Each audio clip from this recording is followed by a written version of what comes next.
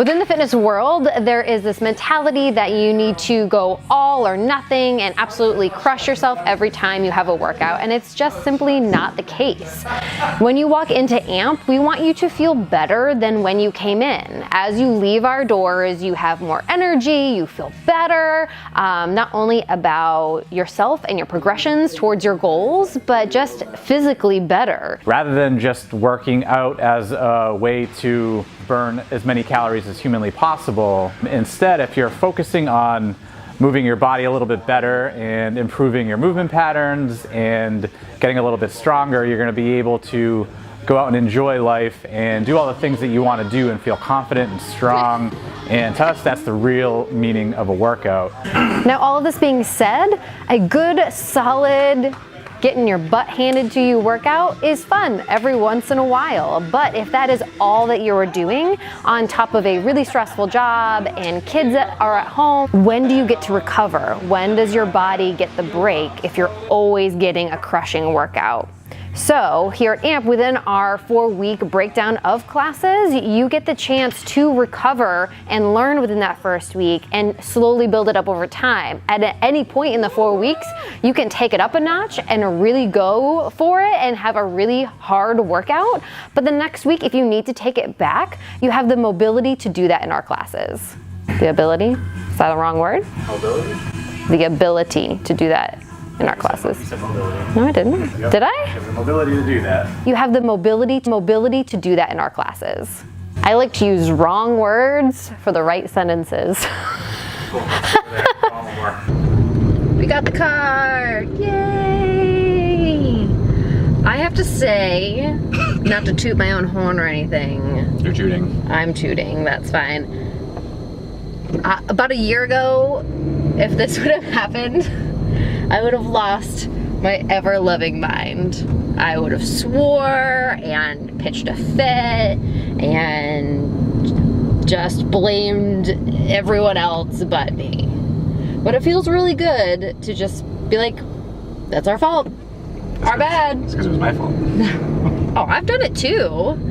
And I did lose my mind about it. I mean, it just feels better to accept the responsibility. That was our fault. I didn't tell you about Fridays.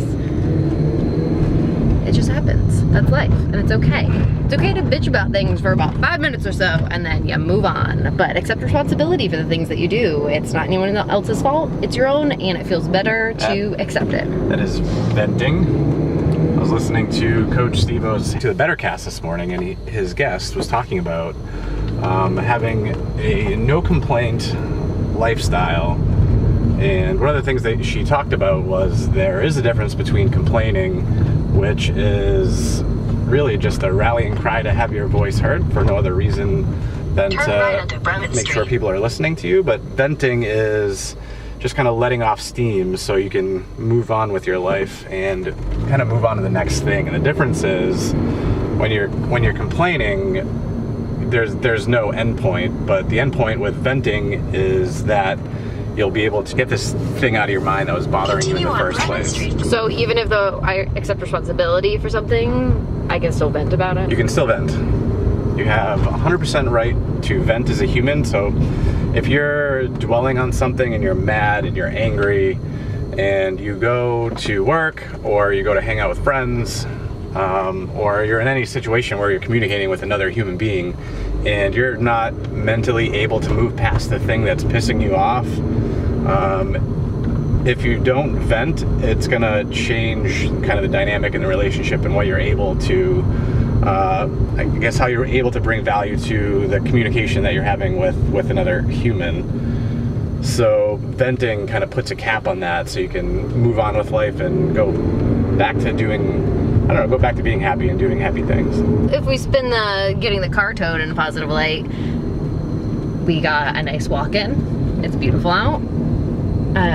Koa got a really nice long walk. We got to see some of Eastie's finer places, and it only cost $125. Plus a ticket. Plus a ticket.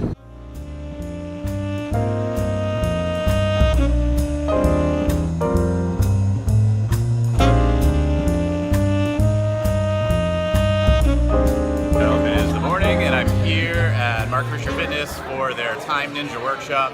There's a pretty awesome crowd over here. I don't know if you've met this guy. Julian, say hi. Stop picking your nose. Hi everybody. This is the MFF studio. There's an epic crowd here. We're gonna learn how to manage our time better and how to delegate and be a time ninja.